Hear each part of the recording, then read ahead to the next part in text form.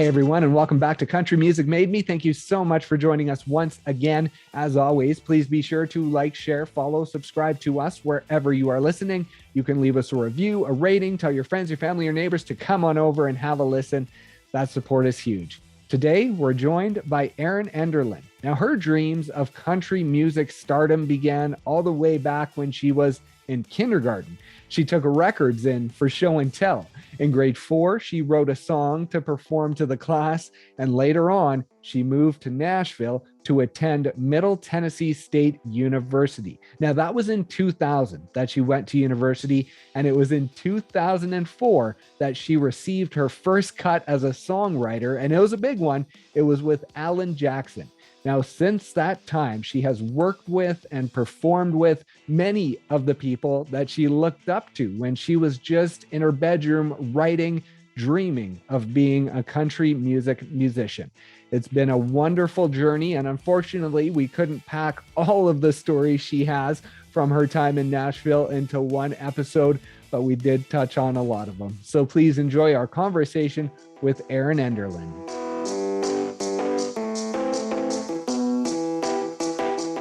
Who was the most inspirational, like right off the bat, from what you remember? Because I know your grandparents were big influences for you, and then your parents, of course. But who would you say along the journey early on was the most influential for you in your love for music?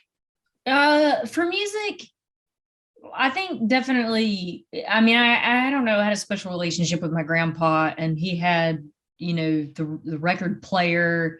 And it was always a big deal because you had to wait till he came home to get to play his record player and go through the whole thing of picking out a record and dusting it off and all of that. And so that was definitely a big influence on me getting into it.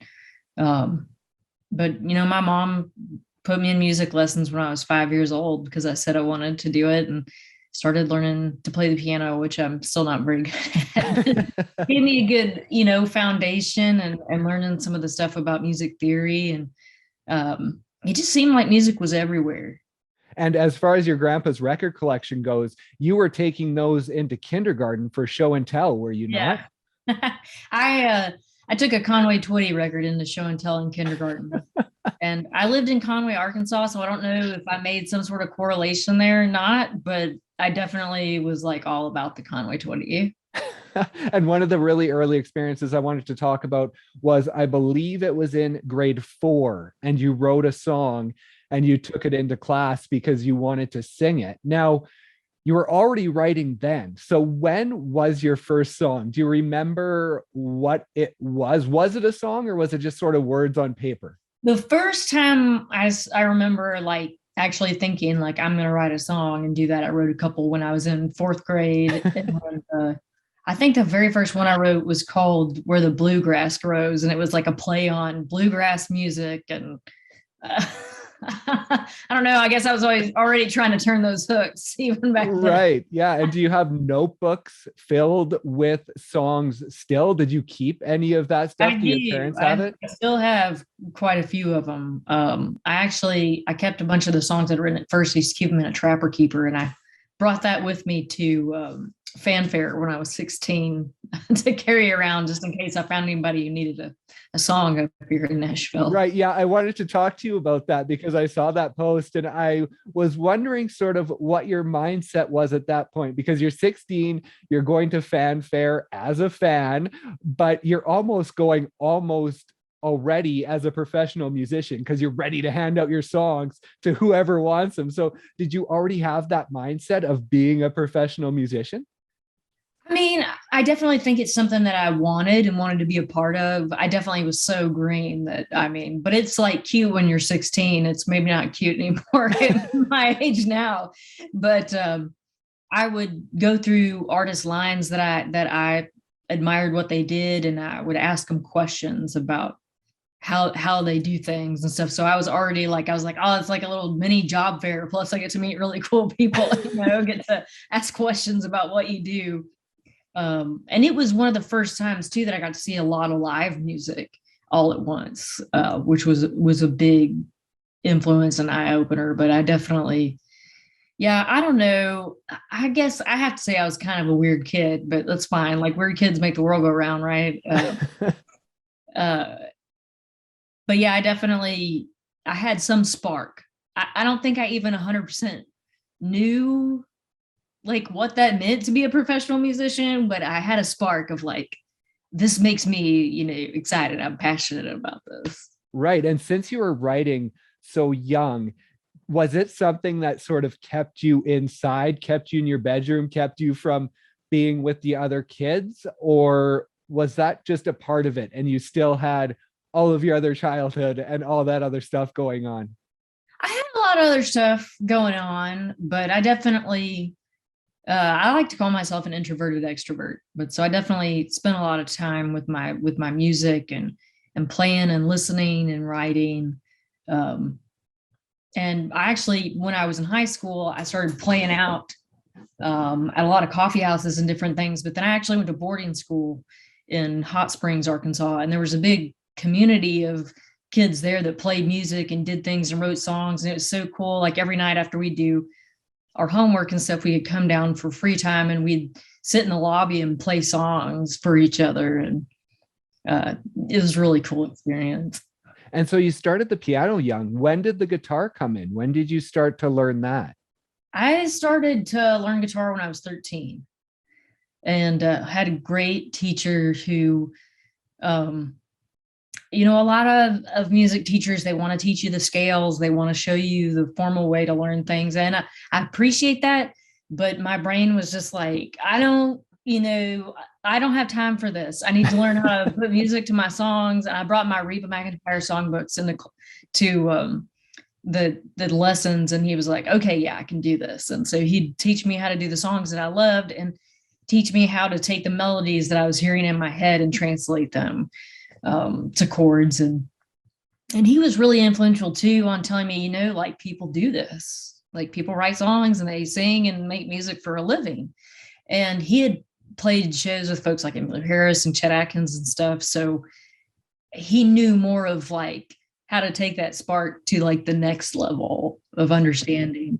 So how important was that for you then? Because you're coming from a smaller town. I mean, Little Rock was the biggest town near you. It was about half an hour away. So how important was it having that influence of you can do this? It was huge. And I mean, I took lessons at UCA, the college there, and he would pull other students of his in from the hallway and be like, you got to listen to this girl's song, and have me play my own songs for people. And I definitely think that gave me a lot of confidence to do that. Cause that can be, you're really putting your soul out there, when you go out. So I think having that early on, just having somebody say, man, that's awesome. I love that. Keep doing that. That, inspired me and gave me the courage to go out and play shows.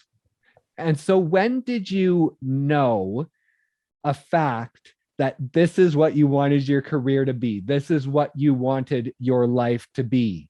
When I came to Fanfare that year, I mean, I think that's when I knew like I had to get to Nashville, and I still didn't understand exactly how it all worked or how I would do it, but I knew I loved making music, and that was the place to be. So that's kind of when I started formulating and planning and working on trying to get a plan to go to school up here and all that. So my parents wouldn't kill me, but I could be close to Nashville at the center of everything. I remember one of the biggest memories I have of Fanfare is sitting and watching Leanne Womack sing, and Dolly Parton came out and they did Jolene together. And it was just like my brain exploded. And I think maybe in that moment, exactly that moment, I was like, okay, like I can't do anything else.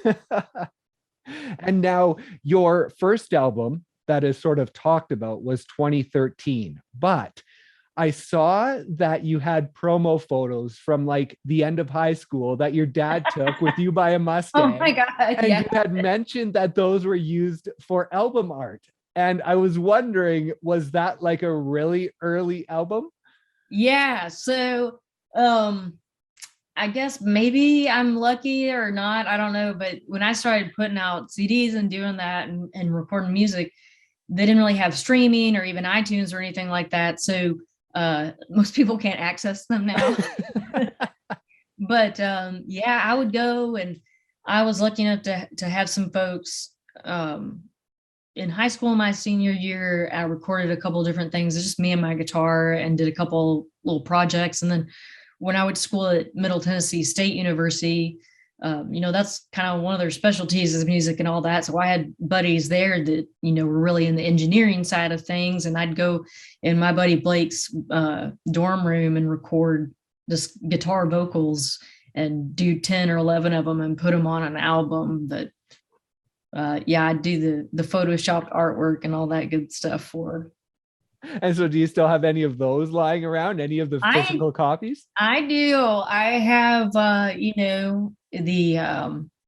the museum editions. Every so often I'll have somebody post about one of them and I'm just like, oh man. I mean, there's some gems in there, and then there's also some really questionable decisions. Like on the same record I put out that I was selling at my shows in college. Right. I had a guitar vocal Monday morning church, and I had a song about my cat dying. So, I mean, Oh man. And you talked about Middle Tennessee State, where you went to school. So that's not in Nashville, but it's just outside of Nashville. Yeah. And so were you like making regular trips into Nashville during that time? Oh yeah. And then I actually, at that point, once I got into the program, I was able to take all my classes on Monday and Wednesday. I'd go all day, all night. And then the rest of the week, I'd try to find somebody that I could take out to coffee or have a meeting with or write with or something here in Nashville. And then my senior year, I actually moved into Nashville. There was a songwriter I knew who he had a house that he rented out different rooms and stuff, had a bachelor apartments and some different setups. And he had a room open. So I moved in there, and actually one of my housemates was Chris Stapleton. Oh, really? So I got to hear him playing down there every night and listen to him writing songs. That definitely was another moment. I was like, okay, well, I probably, need to focus a little bit, take this up. And now I wanted to ask you about Beverly Keel, because she is now the dean, I believe, at Middle Tennessee State. I don't know if she was the dean back then, but I know you had mentioned she meant a lot in your journey at that point. So just talk about her and how she influenced you and what she meant. She was just she's an amazing, amazing person. She's got an energy about her that's really infectious. You can't, I don't know, it's hard to be in a bad mood around her. She's an amazing journalist and writer, and she's worked with publicity, folks like Jamie Johnson and Alison Krauss and things, and written for stuff like People magazine. So she's like a superstar in what she does. And she really mentored me a lot. I was fortunate enough to have Alan Jackson record one of my songs, Monday Morning Church, with Patty Loveless, and put it out as a single when I was a senior in college. And it was definitely a huge blessing, but I was really still young and green, and I don't know that I understood all the things that came with that. And there's a lot, I don't know. I was also one of those people, like I would go into a room in Nashville and I knew everybody in there. Like when I went to go record my first demo session, Eddie Bayers was playing drums and Tammy King was playing fiddle. I was like, oh my God, like these people are playing on my songs. Like, I can't believe this. And go see Matresa Berg and Gretchen Peters and stuff at the award shows and things around town. And I went from being a little bitty fly on the wall, just trying to get my bearings, to like everybody knew who I was, And so that was kind of a little overwhelming. And Beverly was like, it's going to be okay. Just, you just keep doing what you're doing and all this. And she was really there for me to, bounce things off of and kind of help me with that whole process of going from I'm a kid making music to, oh, okay, like I'm supposed to be a professional. Yeah, exactly. What was that like? Because like you say, before you really even moved to Nashville full time, you had Alan Jackson cut one of your songs. And so when you've graduated university and you were in Nashville full time as a career, where was your mindset? Because you have this songwriting part that is obviously successful for you right away, but then you probably also want to be an artist. So did you sort of have to battle that in the early years of being there? Well, early, I actually signed a record deal with RCA about a couple months after Alan cut that song. Oh, And okay. it was a development deal. And no music ever actually got put out. It's safely hidden away in a vault somewhere. But it was a really interesting experience too, in figuring out like how that whole thing works. I got to go in the studio with some great producers and work on music and do some of the meetings at the label and figure out some of that stuff. So it was a cool process, but I definitely, as part of that whole thing, I think I maybe kind of matured here and there as a writer before I did as an artist. And even though I had a really strong sense of who I was and what I wanted to do, at the same time, I wasn't quite comfortable enough to just be that, to just be myself and do that. And I think that's something that I've really learned and gotten into with the last couple of records. And it's a really, really great feeling and experience. I think at that point I was still trying to be like, okay, well, I'm at this label, so I should listen to what they want me to do and just, do these kind of things. And that's good to a certain extent, but they can't, tell you who you are. You're supposed to like help them understand who you are. Yeah, and that's interesting because I think it was with I Let Her Talk, your first EP, that you had shared on your Instagram some photos from that album shoot. And then you shared one that you recently took at that same location. And you mentioned just how much you had grown and sort of the insecurity that you saw in those old photos. And so when you were in producing that record, you're producing it with Alex Klein, who recently became the first female solo producer to have a song go #1.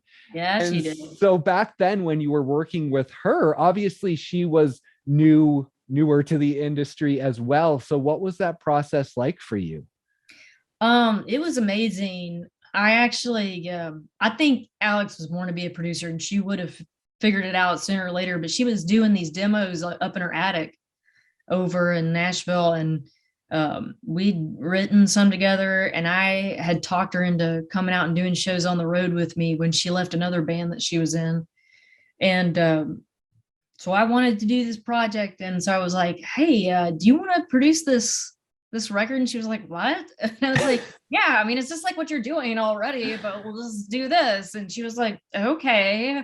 And I mean, it was kind of funny. I mean, we had I think we paid the players like $50 a piece to come in all day to record. And, we were kind of learning by the seat of our pants doing things. And, but it was a great experience. And there are some real shining moments on that album that I'm real proud of. And I don't know, Alex is still one of my best friends. And it's just really awesome to work with people that, you love and respect so much. Forrest Whitehead came in and sang some on that record and written with me, some played a little bit, and some other folks that I really, really love what they do. And so it was a really cool experience, but it was definitely another okay, well, we can't wait till we're at the point where we know what we're doing. We're just going to have to go figure it out. And then you get there. And so after you released that album, it was 2017 when you released your next one. So within those few years, again, were you sort of, well, I guess even now, is it always just the songwriting and being a musician and balancing those two? Kind of. I kind of went through a moment after the 2013 album came out. And I think that you see that there is kind of a shift in my artistry there from that point. Like once you see Whiskey Town Crier come out, I think you see a lot of consistency with who I am and what I'm doing. But I kind of went through a shift of several folks that I was working with, and kind of a little, Nashville's an amazing town, but sometimes it can, at least for me, it can take my head over to too much of the business side of things and not enough of the music side of things. Right.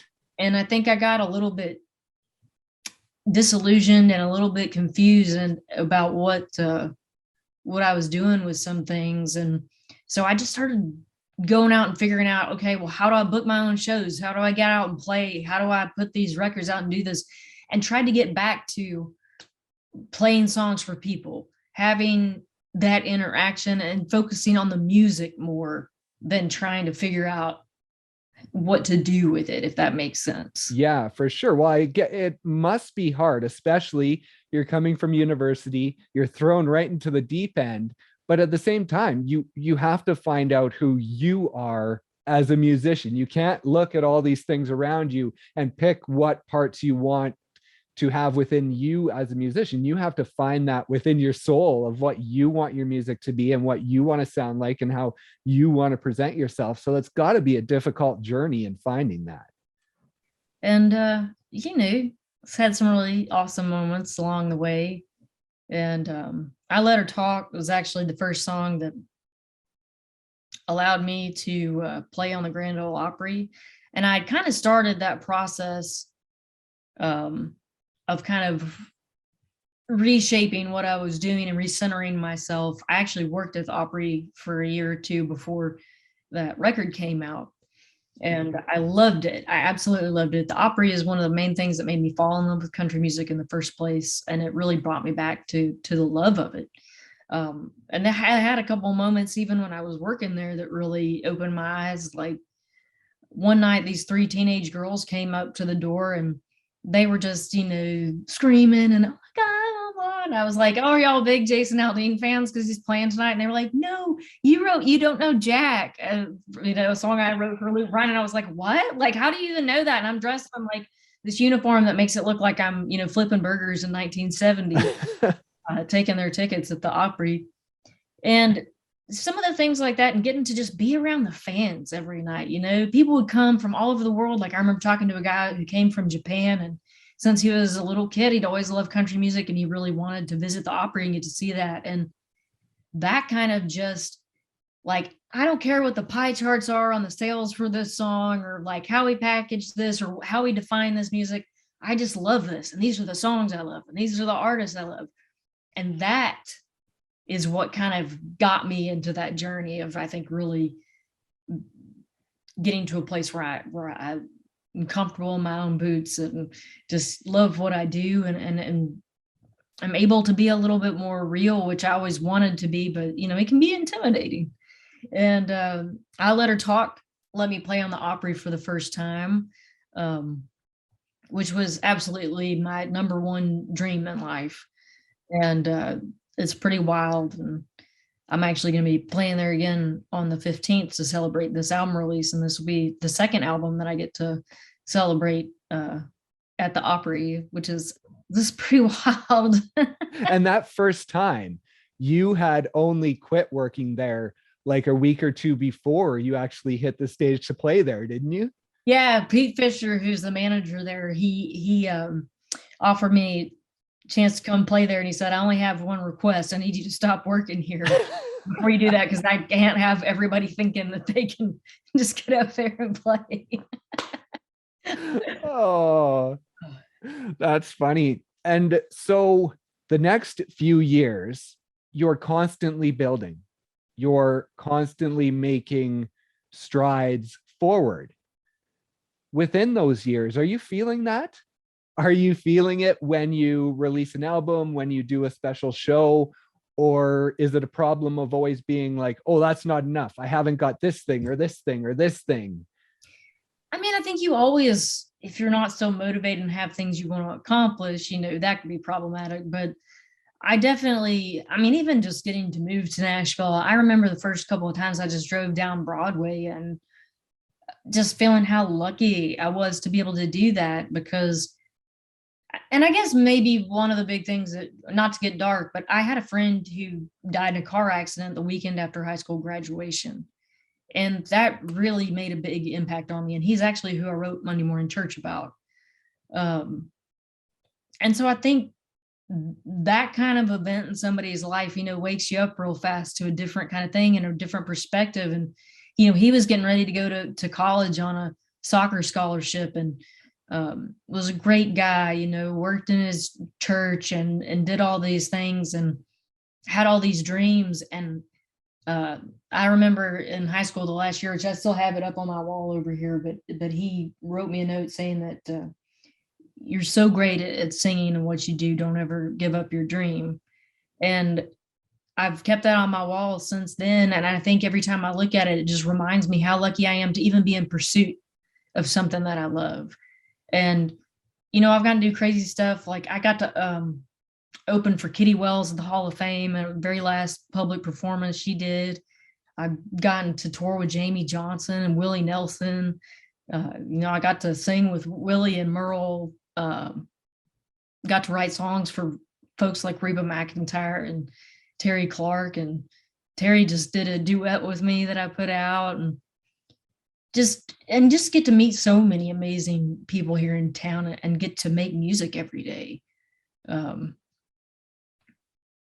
And sometimes it is hard to see in the middle of everything, but one thing that definitely has kept it in perspective for me is every couple months, every couple years, you do these little bio points that I'll send out in all my emails. Right. And you start getting those. You start off kind of like, well, I've played this many shows. I've, written this many songs. I've, written with these people.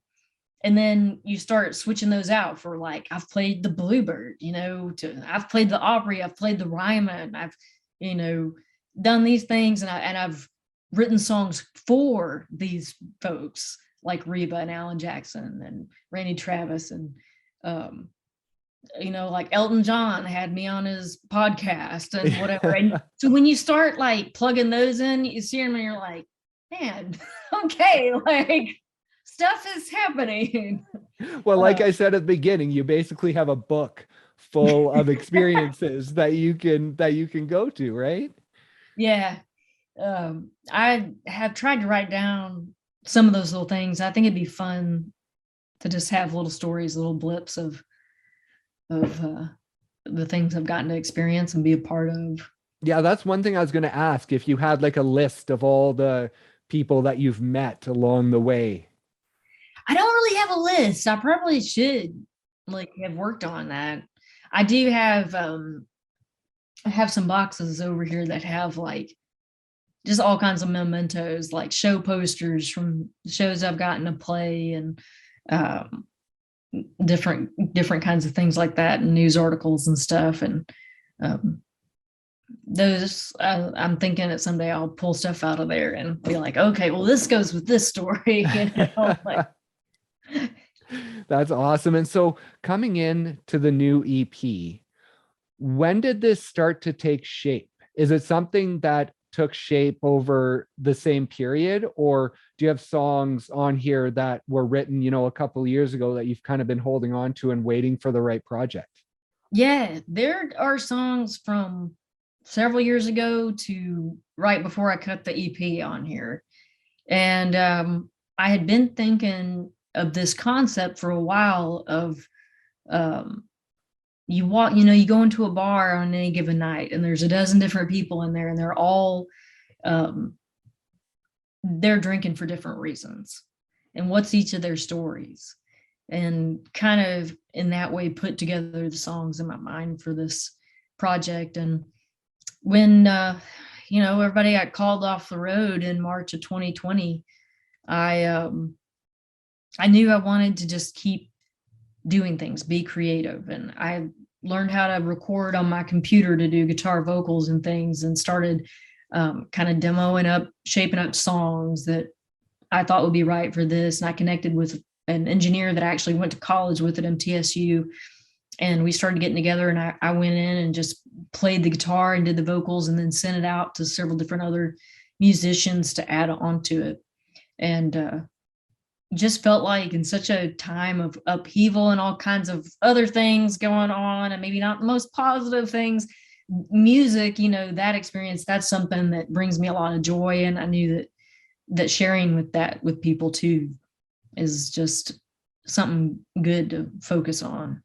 Right. And we talked about, finding yourself in Nashville and finding out who you are. Now, this record is the first time that you've played the guitar on an album. Usually it'll be session players that play on the album. And so what does that say about how comfortable you are as a musician at this point in your life?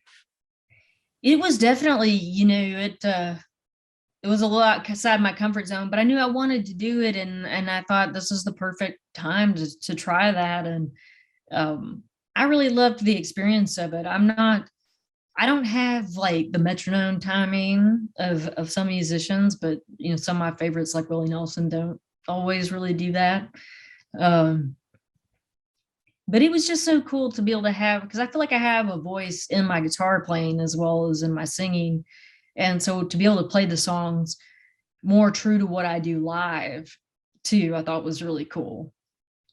And you mentioned Terry Clark having a bit on this record. Now, I think I saw something about you being part of the Terry Clark fan club when you were young. Now, was that an actual club, or was that just you saying that you were a super fan? Oh yeah, I was a part of her fan club, and I went. I have a picture with her at one of her fan club parties here, and I think it was the same year that she cut the first song of mine that she recorded. I've been lucky enough to have her record 7 songs I've written now. Wow. There's quite a few that I co-wrote with her, which is even cooler. But yeah, it's pretty funny. I try not to get too nerdy with her about that, but we're pretty good buds now. But it's definitely funny. Is it difficult to sort of look back and sort of follow that journey with someone? Because I know there's a lot of people that you looked up to when you were younger that you have gotten to work with or are still close friends with. And so is it challenging to sort of take that journey and realize that I was part of the Terry Clark fan club and now I'm like working regularly, writing regularly with her? Is it difficult to sort of have that in your brain in the moment because you're just focused on that moment? I do really wish that I had kept a journal when I moved to town to be able to see a little more, because I have written like some entries randomly. I would have, and I'll take them back and read them and be like, man, like I had a different mindset kind of when I moved here. And it would be interesting to be able to go back and kind of see that difference. But sometimes it can be interesting in the moment, and it can be a little bit intimidating. But at the same time, I think that's one of the things I love about country music is that it's very real. It's very, it's not a music that's too big for its britches. You know what I mean? Like most everybody I've worked with here has been just so nice and gracious, and the artist to the songwriters to everybody. I mean, I remember working at the CMA Awards one year, and I got paid like $50 a day to make sure people didn't miss their call times and things to come out because it was a live taping. Right. And Garth Brooks was back there, and he saw me standing over there working, and he came over and was like, "Hey, are you doing all right? Do you need anything? You need a drink or anything?" And I was like, "I'm supposed to do that for you, but thanks." But but that's how people are here. They care about each other, and for the most part, they're not, so that helps when you're in those moments that it's like, man, I used to be had their posters on my wall, and now I'm sitting here trying to write a song with them. And you talk about, wanting to sort of have a journal from back in the day to compare your mindsets of then and now. So just now, in this moment, with a new album coming out, what is your mindset? Where are you within this musical journey? Man, I'm really interested. I'm really interested to see where this new music's going to go and take me. I haven't still been able to get out and play a whole lot of live shows lately, and I really, really am missing that and looking forward to doing more of that, which I'll get to do more of this next month, which is great.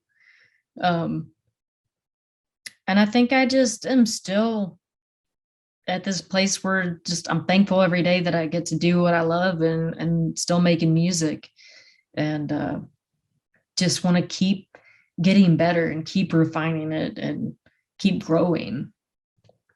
That's awesome. And as far as the songwriting goes, like, how do you pick 5 or 6 songs for an EP? Because I imagine with the amount of writing you do, your catalog is probably very deep.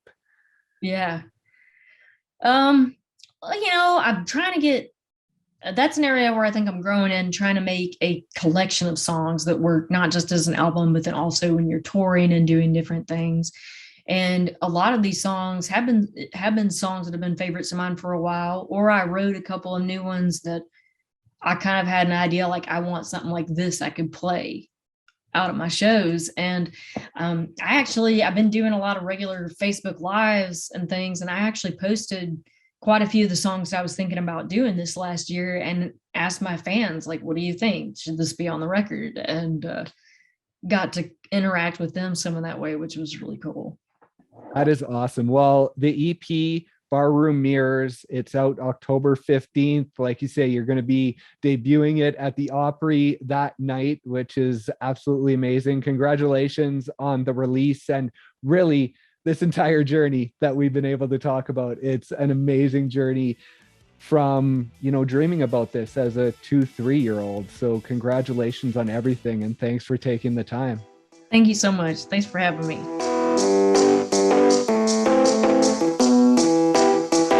Thank you once again so much for listening, and thank you to Erin for stopping by and sharing her story.